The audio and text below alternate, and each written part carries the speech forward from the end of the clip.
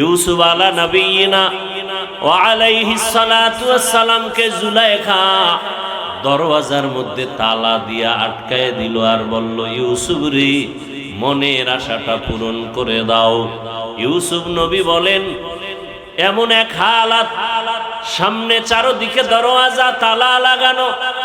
ইউসুফ নবী আল্লাহর সাহায্য প্রার্থনা করলেন।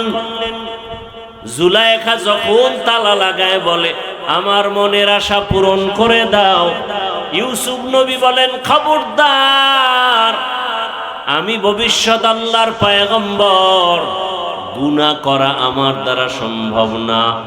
জুলাইখা বলে, সম্ভাবনার সব দরজায় তালা লাগাইছি।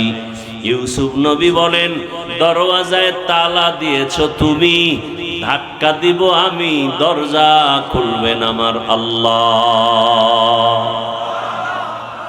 এবার খেয়াল করেন মূল পয়েন্ট। ইউসুফ নবী যখন দরওয়াজায় ধাক্কা দিলেন, সাথে সাথে জুলাইখার তালা লাগানো দরজার তালা খুলে গেল।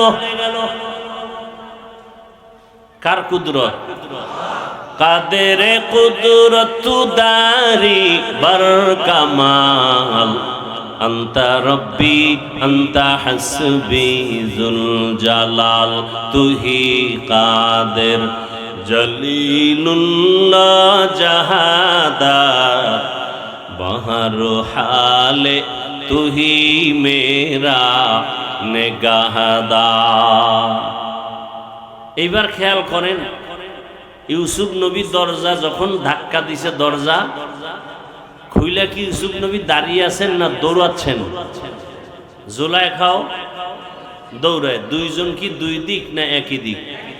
বুঝেন বুঝেন, জুলাইখাও যেদিকে দৌড়ায়, ইউসুফও সেদিকে দৌড়ায়, দুজন একই দিকে দৌড়ায়। এবার বলেন, দুজনের উদ্দেশ্য কি এক? ইউসুফ নবী দৌড়ায় জীবনের বিনিময়ে গুনাহ থেকে বাঁচবেন, জুলাইখা দৌড়ায় জীবনের বিনিময়ে ইউসুফের গুনার মধ্যে আটকাবে। দুজন একই দিকে দৌড়ায়, কিন্তু উদ্দেশ্য দুজনের আলাদা। ভালো করে বুঝবেন, ইসলামের কথা তো সব টুপিওয়ালারা কয়, কিন্তু সবার উদ্দেশ্য এক না। কেউ ইসলামের কথা কয় জান্নাত পাওয়ার আশায়, আর কেউ ইসলামের কথা কয় ক্ষমতায় যাওয়ার আশায়। তুকু যাও সুন্নতে আহমদ কুজা, বা মুহাম্মদ কাইবুয়াদ নিসবত তোরা। ক্ষমতার জন্য ইসলাম না ইসলামের জন্য ক্ষমতা? এইটাই তো বুঝেন না। এই পেশটা তো এই জায়গায়, ক্ষমতার জন্য ইসলাম, হ্যাঁ, না ইসলামের জন্য ক্ষমতা? কি বুঝছেন? ক্ষমতা পাই আর না পাই সব বাদ, ইসলাম ছাড়া যাবে না। আর যারা ক্ষমতা চায় ওরা কয় ক্ষমতা লাগবে, ইসলাম থাকার যাক। কথা বল না কেন? সত্য কথা বলতে কষ্ট লাগে না? ওই যে ভোটের আগে খাইছেন তো, এই জন্য জিব্বা আটকায় গেছে। হ্যাঁ, জিব্বা আটকায় গেছে না? আল্লাহ হেদায়াত দান করুন। বললাম না, এই কথাগুলো আমরা না বললে আপনাদেরকে কে বলবে? বলনেওয়ালা আলেম দিন দিন কমে যাচ্ছে। কিসের লোভে? দুনিয়ার লোভে, ক্ষমতার লোভে, টাকার লোভে। আল্লাহ হেদায়াত দান করুন। আলেম সাহেব, আপনার দাড়ি ছোট কেন? মাথায় পাগড়ি নেই কেন? হিন্দুরা পাগড়ি পরবে? হ্যাঁ, আল্লাহ হেদায়াত দান করুন। আরো আস্তে করে বলেন। কি আমার কথার রুগী কি বেশি নাকি এখানে? হ্যাঁ, আল্লাহ হেদায়াত দান করুন। আমি কোনো দলের পক্ষে কথা বলছি? হ্যাঁ, একেবারে যে বলি না পক্ষে তা না, আমি মদিনার পক্ষে বলছি, আমি রসুলের পক্ষে বলেছি। কথা বুঝেন নাই? যারা দাড়ি একেবারে ক্লিন করে, আর এক দল ব্রাশের মতো ছোট ছোট করে রাখে। দোনো দলের গুনাহ সমান। যারা একটু ছোট করে রাখছেন ভাইবেন না আপনি বুঝে আরশে আজিমে আছেন। সমান গুনাহ, কবিরা গুনাহ। কত টাইম? 24 ঘন্টার সেকেন্ডে সেকেন্ডে অল টাইম। এরম হুজুরও আছে না নাই যে দাড়ি ছোট? কি গুনাহ? কয় মিনিট? 24 ঘন্টা। কোনো সন্দেহ? আমরা তো চুপচাপ থাকার চেষ্টা করি, কিন্তু এমন কোন মায়ের সন্তান নাই অন্তত ইসলাম নিয়া কোন টুপিওয়ালা আমাদের সামনে কথা বলতে সাহস পাবে? ইনশাআল্লাহ সে সাহস নেই। কারণ আমরা পিওর হকের উপরে আছি, কোন ভেজালের ভেতরে নাই। পিওর হকের উপরে আছি, পিওর, কোনো ভেজালে নাই। আমরা কোন দলের দালাল না, আমরা মদিনার দালাল। অতএব কথা বলতে আর ভয় কিসের? এজন্য কোন মায়ের সন্তান কোন টুপিওয়ালা 13 বার পানি খাবে, সামনে আসতে দাঁড়াইতে ভয় পাবে। কারণ যে বাতেল ওর অন্তর দুক দুক করে বাতেলের কারণে। ও পিছে বয়ে বহু উল্টায় ভালাবে, সামনে এসে কথা বলার সাহস নেই। কারণ বাতেল তো সব জায়গায় বাতেল। আমি তো বয়ান একটু এই লাইনে বেশি করি, কারণ হিন্দুদের কারণে আমরা এত পেরেশানিতে নাই, খ্রিস্টানদের কারণে নাই। আমরা মুসলমান পেরেশানিতে থাকার এক কারণ শুধু ইসলামের ব্যানারওয়ালা মুনাফিকের কারণে। আবারও আসতে বলেন কেন? এই জমিনে ইসলামের ক্ষতি বেঈমানরা যা করেছে তার থেকে 1000 কোটি গুণ বেশি করেছে ইসলামের ব্যানারওয়ালা মুনাফিকেরা। আল্লাহ হেদায়েত দান করুন। এই জন্য 1500 বছর আগে রাসূল বলে গেছেন, সব থেকে ভালো একদল উলামা, সব থেকে খারাপ একদল উলামা। যালিকাল কিতাবু লা রাইবা ফীহি হুদাল লিল মুত্তাকিন।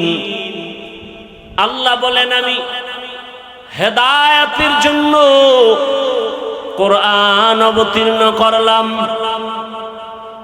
মক্কা নগরীতে কোরআন আসলো, হেদায়েতের বাণী নবী পৌঁছাইতে শুরু করলেন।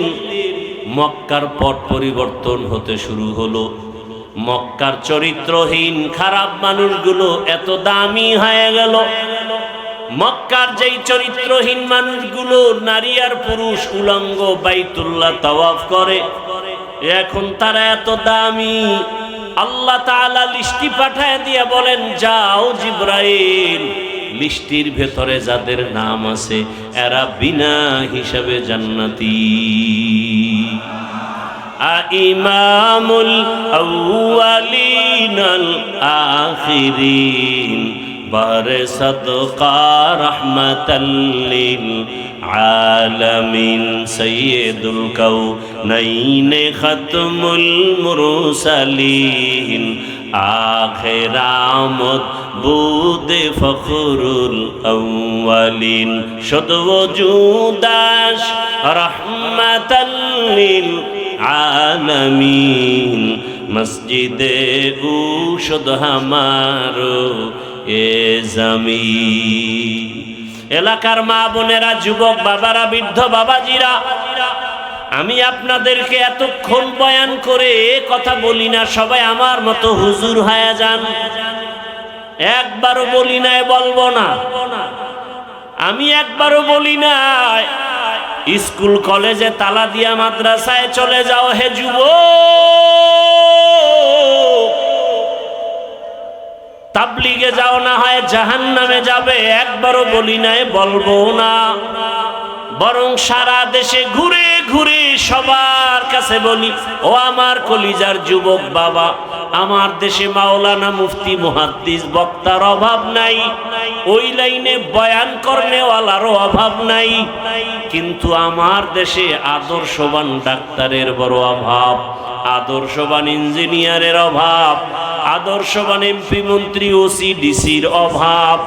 এই কারণে আমি সব জায়গায় বয়ান করি, ও আমার যুবক, স্কুলে পড়ো, কলেজে পড়ো, চাকরি করো, ব্যবসা করো, কলিজা ভরে দোয়া করি ডাক্তার হও, ইঞ্জিনিয়ার হও, প্রফেসর হও। ওসি ডিসি এসপি হও বেয়াদব হইও না। আমার দেশে যদি ডাক্তার তাসলিমার মতো হও, এ ডাক্তারে জাতি চায় না। ডাক্তার জাকির নায়েকের মতো হও। সারা দুনিয়াতে এত সুনাম, টাকার গরমে, ক্ষমতার গরমে।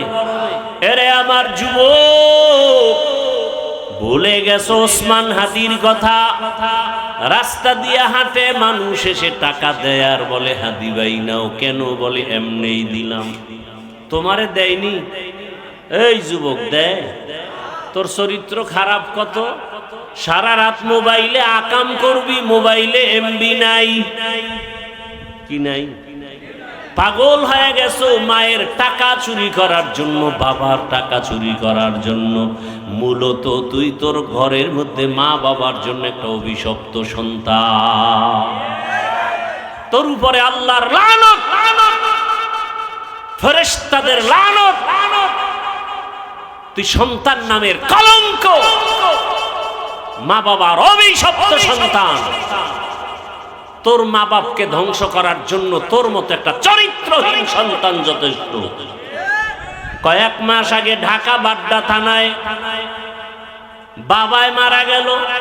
কুলাঙ্গার দুইটা শিক্ষিত ছেলে রেখে 24 ঘন্টা হয়ে গেল, লাশ দাফনের চিন্তা করে না। দুই ভাই ঝগড়া করলো সারাদিন বাবার টাকা পয়সা নিয়ে।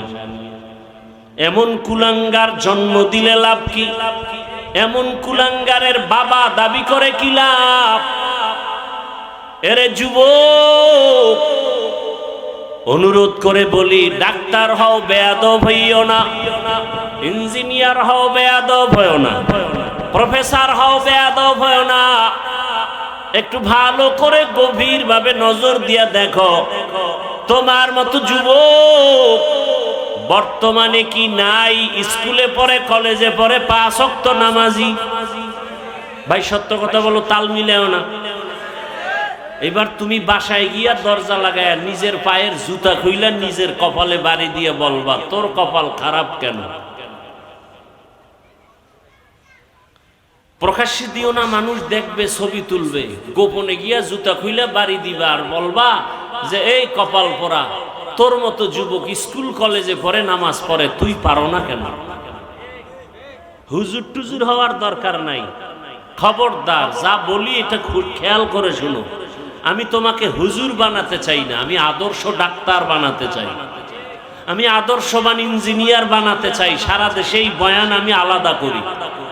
আদর্শ ইঞ্জিনিয়ার হও, বেয়াদব হও না। আদর্শবান প্রফেসর হও, আহমদ শরীফের মতো বেঈমান হয় না।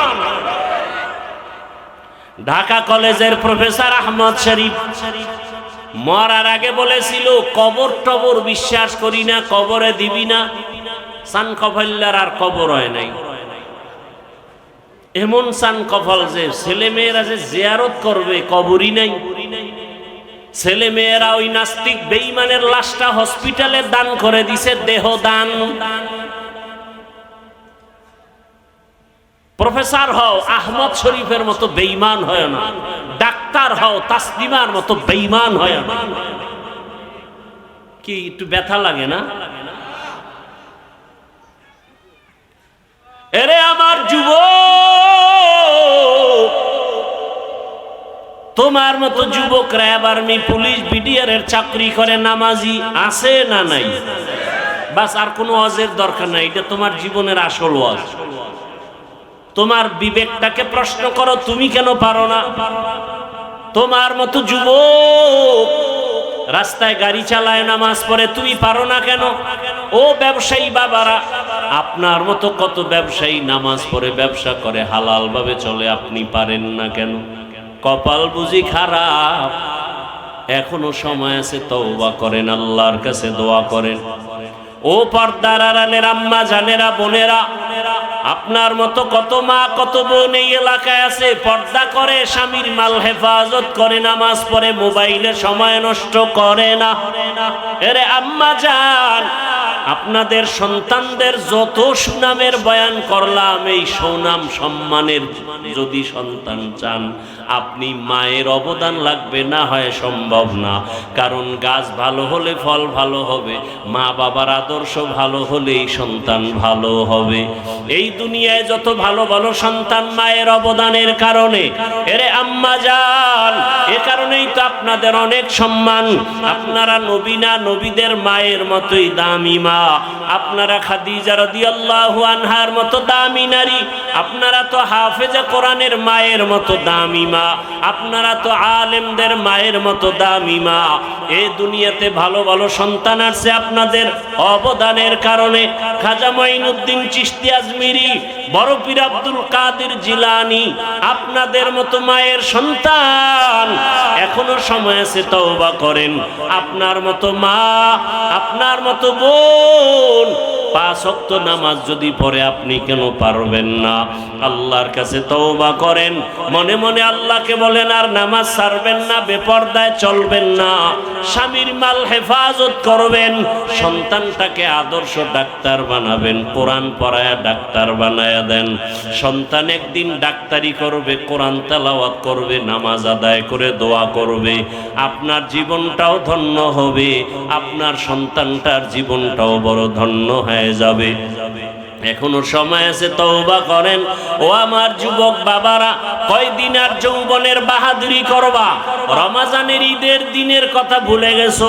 ঈদের আগে পরে কত লাশ পানির মধ্যে চলে গেল। তোমার আমার মতো যুবক ঘুমের বিছানায় লাশ হয়ে পড়ে গেল। ওই গাড়ির নিচে যুবকের লাশ, পানির নিচে যুবকের লাশ। এমন একটা দিন নাই যুবকের মরণের খবর নাই। কয়দিন আর গুনাহ করবি?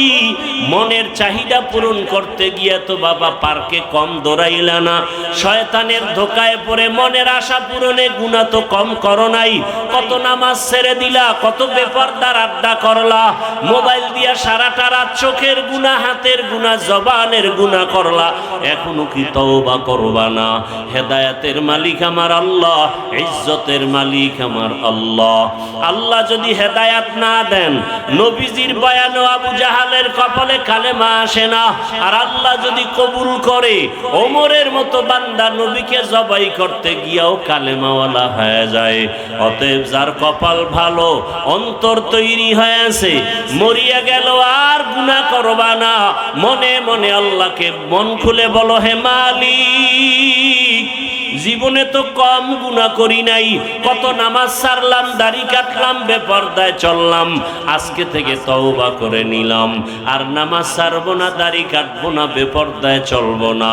মা বাবার দোয়া নিয়া, শিক্ষকের দোয়া নিয়া, ওলামায়ে কেরামের দোয়া নিয়া নবীজির আদর্শ মেনে চলবো। মা বাবার দোয়া ছাড়া সফলতা আসবে না, আল্লাহর কসম।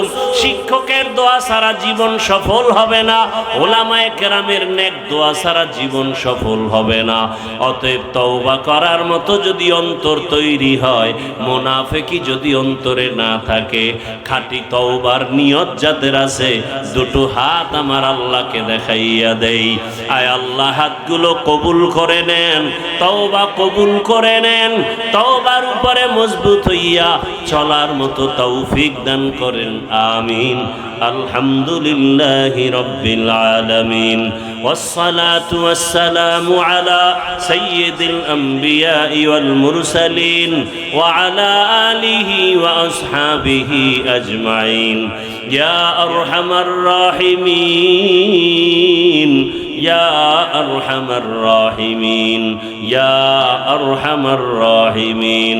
رب ارحمهما كما ربياني صغيرا. اللهم إنك عفو كريم تحب العفو فاعف عنا. اللهم إنا نسألك رضاك والجنة ونعوذ بك من سخطك والنار. اللهم إنا نعوذ بك من البرص والجنون والجزام وسيء الأسقام اللهم إنا نسألك علما نافعا ورزقا واسعا وشفاء من كل داء ও দয়ার মালিক